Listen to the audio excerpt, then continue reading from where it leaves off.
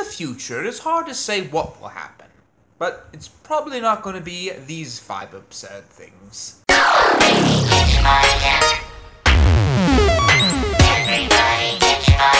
Hello everyone, and today this happened.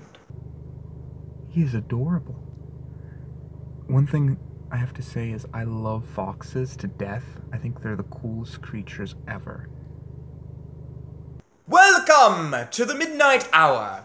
I will be your guide today. I am Gaspar Lewis, the prophet, the great, the seer of all seers. And if you're wondering what happened to Seth Lewis, he is out for today. He is going on a trip with his brother Gorman to Romania. He will be back shortly. But anyways, I will be filling in for him. And on this episode, I thought I'd look at some of the most absurd predictions that I have ever heard about the future. Because, you know, sometimes novices will come into the business and try to predict the future, and they will get it completely wrong. They're not as gifted as seers like myself. But anyways, these are my 5 favorite. In 1900, civil engineer John Alfred Watkins made several predictions about the year 2000, including that we would no longer have the letters C, Q, and X in the alphabet, since they would soon become unnecessary. Which is, of course, ridiculous. In a 1992 article by Nicholas Negroponte, then director of MIT Labs, he predicted that in the future, televisions would be equipped with smell-o-vision, so we could smell all the things that were going on the TV.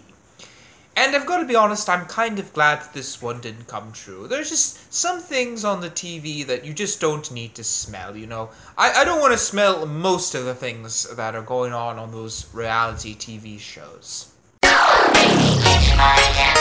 And now it is time for some of the most absurd fashion predictions about the future. Play that funky music.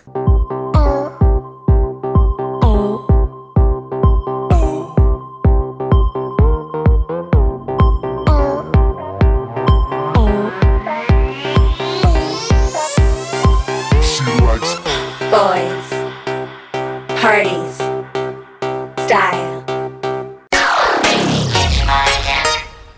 I do not know what the research and development chief at Deere & Co. was thinking when he made this prediction, but according to him, in the future, tomatoes will be square. He explained that tomatoes that were square would be more easily packaged in machines, and would also fit better on sandwiches. I have issue with this. I mean, we don't really put the round tomato on the sandwich anyways. We just cut it into slices, and I mean, we wouldn't put an entire square tomato on a sandwich, would we? Even if it was square. So I don't know. It's just a little confusing for me. In a 1933 article by Dr. Thomas Hall, he explained that in the future, human beings will have only one eye in the center of their forehead. He reasoned that as human beings did more close-hand tasks like reading, writing, or repairing watches, we would evolve for an eye that was more suitable for these sort of tasks. In other words, the future human will be a Cyclops, sort of like this. And that, my friends, is why only we professional seers should look into the future. Because when you novices try it, you're only angering the fates. You clearly don't know what you're doing. Square tomatoes Cyclops is ridiculous. But anyways, I suppose to end off the show, I should just do my own little bit of fortune gazing. Let's see. Ah, yes, I see you liking, sharing, and subscribing. No, I see you not liking, sharing, and subscribing. But I do see you commenting on how much you loved me on this show, and how you thought I did such a spectacular job, and how you want to see me again. Tell Seth. But anyways, as always, think big, think ahead.